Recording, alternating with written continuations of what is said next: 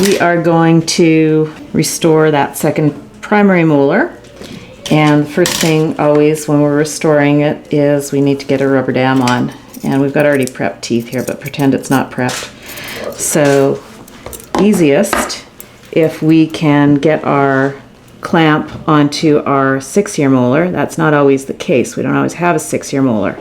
So we get our clamp on. Now, for those of you that are worried about palatal anesthesia and getting a clamp onto your patients, what we want to do is put a little bit of topical anesthetic. So I've got like a triple mix of anesthetic here. It's 3 different compounded local anesthetic into one solution, and I have my compounding pharmacy make this. So we just take a little bit with our Q-tip, and before we put the clamp on, we would apply that to the tissue and let that sit. This is a really nice strong compounded anesthetic so that we can get a clamp on to where we need to put it on and not to worry about any kind of problems with patients not liking how it feels.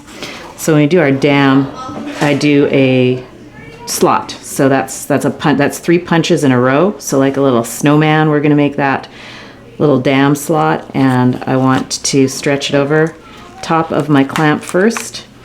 And you can take a look at our live footage that we did the other day and just how quickly this goes on. We're going to stretch it over. It's a little bit easier when we have 4 hands. So you have your assistant putting on the dam, and then I will hold the frame at the top, put on our top corners and then our bottom corners, and I'll put our patient back where he belongs in a second because he's moving a little bit. That never happens with pediatrics, right? Okay, so our dam is on. So that's super key for a lot of things. If you're trying to do dentistry, we absolutely need to have a dam in place for protection of our patient's airway, and so our materials work. Isolation is key, and one of the things that we're going to do in order to isolate even better is to use our Garrison matrix system to isolate the gingival portion as we're restoring it. So I want to point out a couple of things with our prep. So this is an already prepped tooth. You don't need to see me prep a tooth on a typodont, but what I want to point out here is in order for our composite to be successful, we need to have a conservative preparation. And that's super important because we want to have enough remaining tooth structure to hold our restoration in place and for it to be durable. Because our materials nowadays, our composites are very strong, and we're not so worried about the composite fracturing if we've placed it properly, but we're more worried about tooth structure fracturing. So this is a already prepared one. This is a stock preparation. This is actually quite thin on that lingual wall or that palatal wall. And I would be worried if this was a real patient that we were doing this on, that's not enough tooth structure. Because as the patient grows and as they grind their teeth, because kids are big bruxers a lot of times, what'll happen is they're going to grind down and we're going to have less and less strength of that wall and we're going to have it fracture. But for the purposes of today's demonstration, we just want to have a prep here. So it's important when you are choosing your materials, your clamps, that you are going to choose a clamp that's going to allow you to place your matrix system on there. So I'm going to show you this one, and then I'm going to show you another one in another video with a different size clamp that's going to be even better at getting out of the way. So this is all good and fine. We need to have this molar clamped so we can do the DO. So in this scenario, this is would be a true to life situation. So the first thing that we need to do is we need to get our matrix system on here. So we're going to use our compositite, the 3D Fusion from Garrison, a sectional matrix system.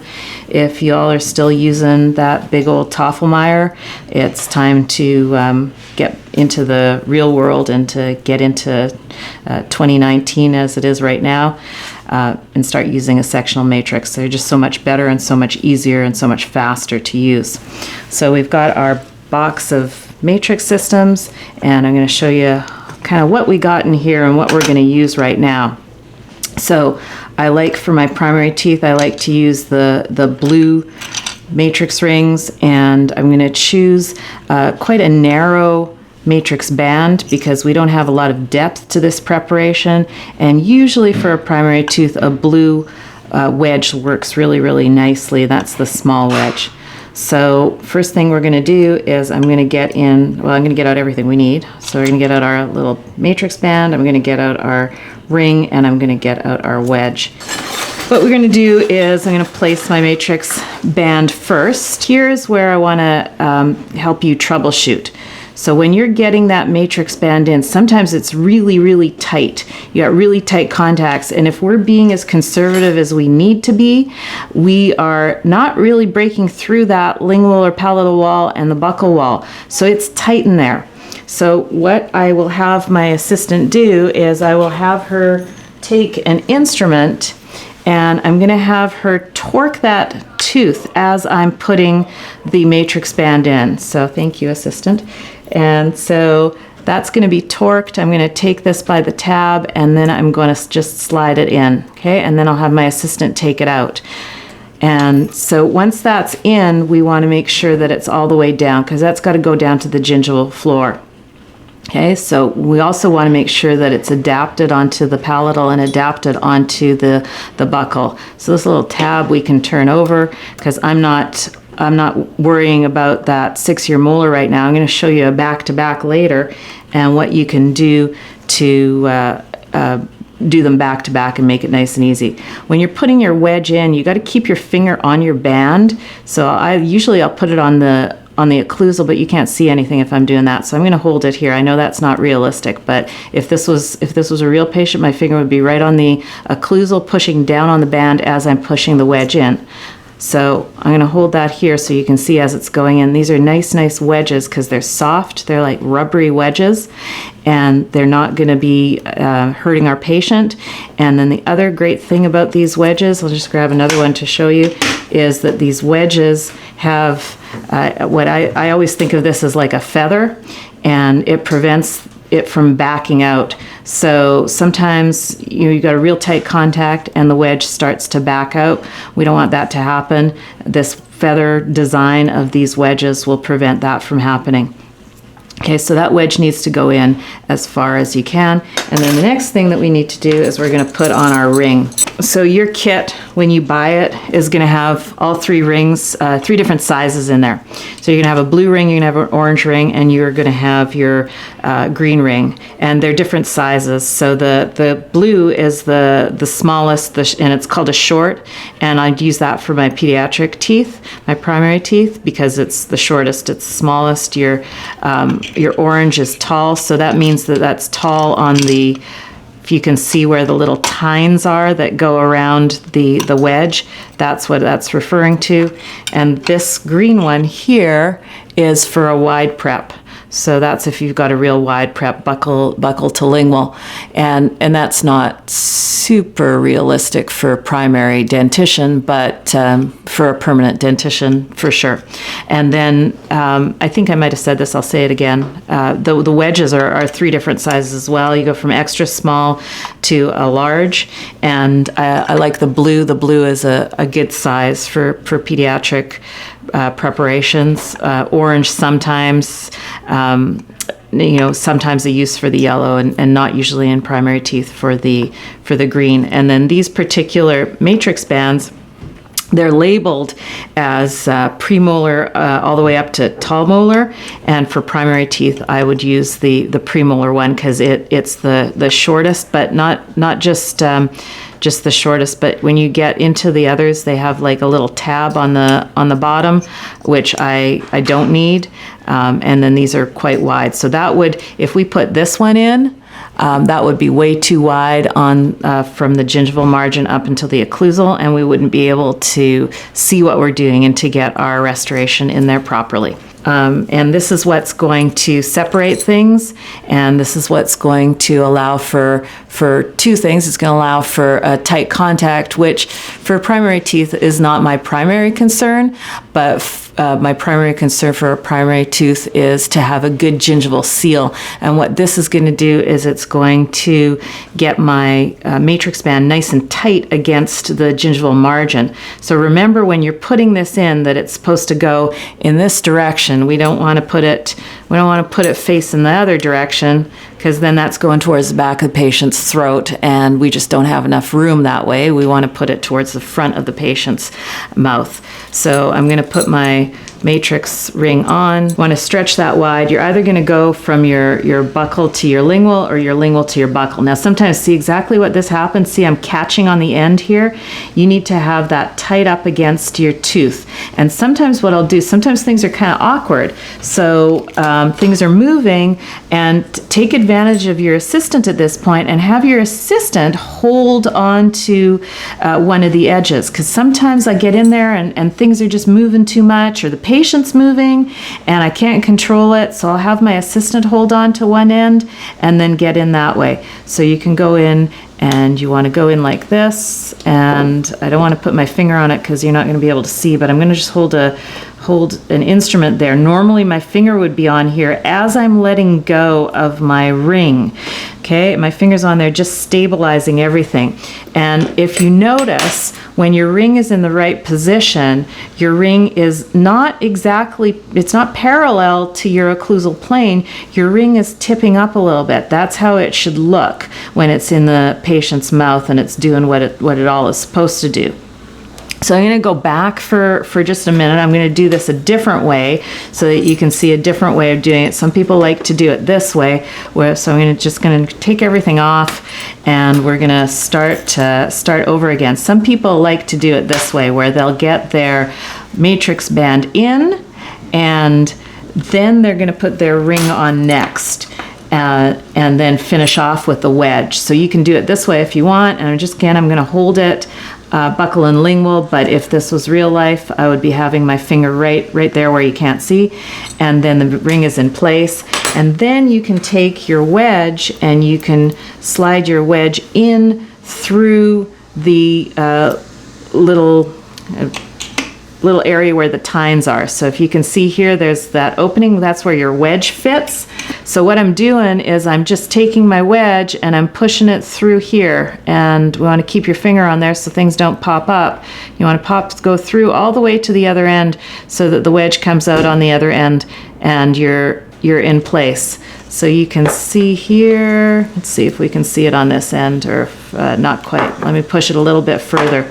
And then I'm going to show you another common mistake that people make when they're putting these in, and if you're having difficulty getting them in, this might be the reason why. I can see the end coming through here. So, and let me back up one more time and show you another common mistake that people make and why they might be having trouble getting these on.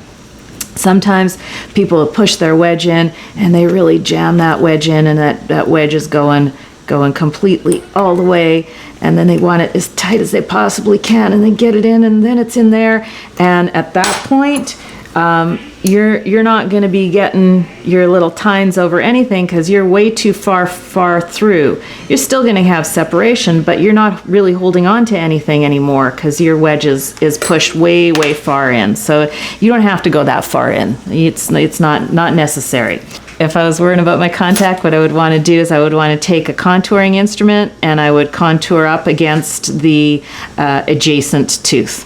Okay, so let's get into a technique of placing your composite into this preparation. We're going to do what I call a modified snowplow technique. So I've taken a snowplow technique that exists and I've kind of modified it for primary teeth. So I've been doing this procedure for almost as long as I've been doing dentistry.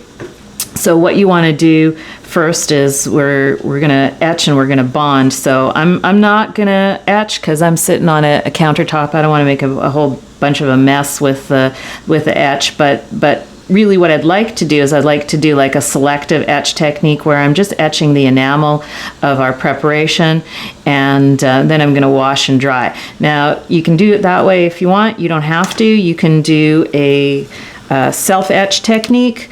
So our adhesives these days are universal adhesives, and they'll work in whichever way we want them to work. So we can use this as total etch, we can use it as self-etch, we can use it as a selective etch.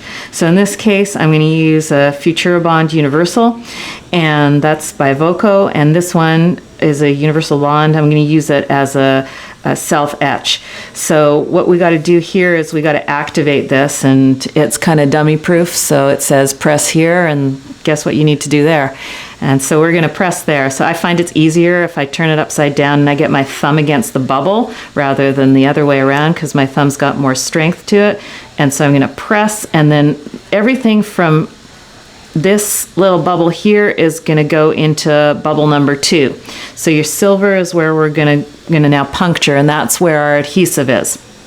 So what I like to do is I like to take my micro brush, not puncture from the feathered edge, the fluffed edge, but I want to puncture from my plastic edge. So I'm going to go in, and the reason I want to do that is because I'm not sure those two are together right now, but they're not mixed. I need to now mix them. So I'm going to mix them. I don't want to impregnate that feathered part with just what was in my bubble A to my bubble B. I want it to be mixed thoroughly before I impregnate it. So a couple things about micro brushes. I got 2 different micro brushes here to show you, and obviously one is much larger than the other one, and depending on your preparation size, we need to get to the bottom of that gingival box with our micro brush. So choose your micro brush wisely. If I can't fit my thick micro brush into the bottom of that box, I'm not getting any adhesive down there. So in this case, so now I've activated it, I've mixed it, and now I'm wetting it.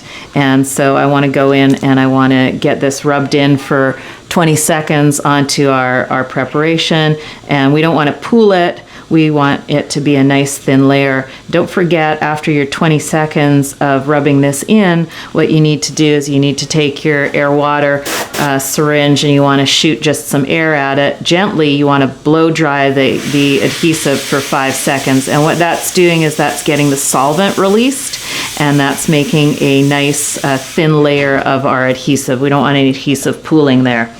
So that's our first step, is our adhesive, and then we're going to light cure it. So just for the sake of completion, I'll hold my light cure over top of that, and we'll cure it for 10 seconds. There. Okay, we don't need to, there we are. Pretend that was 10 seconds. And then the next step is going to be my flowable. So the whole basis of this procedure is that we're getting a thin layer of flowable at the base of our restoration, and then we're immediately putting a packable material. So we call it a snowplow technique, because what's happening is the flowable is coming out uncured, and then what we're doing is we're packing this packable onto here. And then that packable is that's pushing it out like a snowplow would push out snow. And that way, what I'm doing is I'm filling in all of my little cracks and my voids, so I don't have anything empty, any empty spaces in my preparation, and it's all filled completely. So 2 more things that I wanted to say about this. We're curing this all together, so we don't want to have a cured layer underneath. So I'm going to turn my light down a little bit, and we're going to work real quick. The other thing is I'm going to be using the composite is in a caps warmer. So this is going to be warmed composite. It's just a whole lot nicer to work with. This is Grandioso Flow. It's another Voco product, and this is Grandioso. I like to match up my materials. So if I'm using from one company to the next, I just think the chemistry works a little bit better. I don't know if that in actual fact is truly scientific, but it makes me feel better to use all the same chemistry on the same preparation, same restoration. So I'm going to try and work kind of quickly here because we got some bright lights and I don't want it to cure up. So just a thin layer, and we want to get right down to the box of that preparation. Just thin layer of our flowable, thin layer of our flowable there. And then we're going to take our composite, which again was in our caps warmer, and we're going to go again right down to the bottom. So really nice caps warmer to use this with your materials. I love it. And particularly with a material like Grandioso, because Grandioso is a very, very highly filled material. It's the highest fill material that we've got available to us in dentistry. It's an 80, I think an 89% fill. Okay, so now you can see, can you see sort of stringing, this is the flowable that's come up through the occlusal, and so we've got even less than a 10% fill at the bottom. Now remember, we're packing this down, but it's not amalgam, we're just shaping it. So I'll talk about these instruments in a minute, but I like these instruments. They're nice non-stick instruments. So we're getting in there, this is just a ball, and I'm really just shaping that that material in there, pushing away all of the excess that I don't need up to the buccal and up to the lingual of the tooth. And then don't forget to do your embrasure. This is the most important part of your preparation, or of your restoration, to get it right when we're putting it in, because this is going to be like the nastiest corner to fill at the end of, or sorry, not to fill, but to shape at the end. If we have to cut that down, it's hard to get a burr in there. So we want that as good as we possibly can be at this point. So, okay, so we're pretty good with our shape, and it's a primary tooth. Anatomy is not an important part of this preparation. So we're gonna cure that for about 20 seconds, and then we're gonna put a little layer of top coat onto there. Okay, so our top coat, I'm gonna put the same as what I had on the base. So this is like a sealant or a top coat, whatever you wanna call it. And what that's doing is that's going to fill in any micro cracks, any kind of little embrasures. If I was, for example, doing only the DO here and I didn't have that occlusal portion, I would want that occlusal portion to be sealed. So I would go ahead and I would put some sealant into that area to seal it, because why would we leave that area at risk? So now we're going to cure it again. So this is a really good tried and true technique. We're really not going very deep with this on a primary tooth. We've only got maybe about 4 to 5 millimeters of depth of that whole preparation, even down to the gingival box. So I'm not worried about not reaching the bottom with our light. You can use a bulk fill material if you want, if that makes you feel better. There's an extra base and an extra fill, again by Voco. There's tons of other materials out there on the market. Okay, so now that we're cured, and I'm not playing beat the clock here, let me talk about these instruments for a minute. So these are, I'll hold it this way so you can see. So these are LM ErgoSense. They're called Dark Diamond. LM is the company, and they're a really nice material. Nice to work with your materials. It's got a non-stick surface to it, and they're nice and light, and they're color coded so that they don't all look like a whole bunch of stainless steel, and I can kind of see what it is that I'm picking out. So let's take this all apart now, and our matrix beans, like I like to call them, those are non-stick, so they are going to peel right off, so we can peel it. This is the wedge that I stuck in real far, so we're going to take that out, wedge out, and then we're going to take out our matrix bean. So now what do you do to finish this? So I'm not a big polisher. I need to get rid of the flash, because there's going to be a little bit of flash on the areas where I put in my composite. There's a little bit of flash there. So we just take that flat instrument, and I'm gonna take it off with that, and take that off of the buccal. Now my main area of concern for finishing this is going to be at that marginal ridge. So if you want to, you can go in with a big round burr and you can smooth it off that way, or we can use some of our polishing cups and polishing points. So we go from coarse to fine. So the coarse are your blue, medium are red, and the fine are the white. So when I'm polishing, on the occasion that I do, I prefer to polish with a cup. I just think that it adapts a whole lot nicer to the primary tooth. I'll use a point on rare occasion. So let's go in with our coarse and just sort of show you how that all works. So we want to go in there and polish it up. Now, if you're good, and I know that you are, you're going to have your marginal ridge pretty much lined up. I'm not super worried about occlusion here. especially since it's a plastic mouth. But here, let's give it a little bit of air, and then we can go in with our medium. We can go in with our fine. Like I said, I don't spend a ton of time polishing on primary teeth. The only time that I'm polishing is if I'm doing a strip crown on an anterior, and at that point I do a lot of polishing.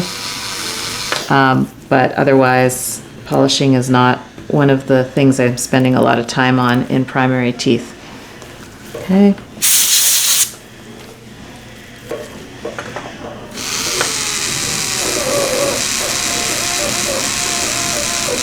There, we've got a nice looking gloss there. Let me get my light back on. Not worried about this anymore. I'm going to give it a little bit of a rinse. All right, so there we are, more or less. That's our modified Snowplow, and there's a little nice snap for you if you want to get your contact all checked out. And there we go.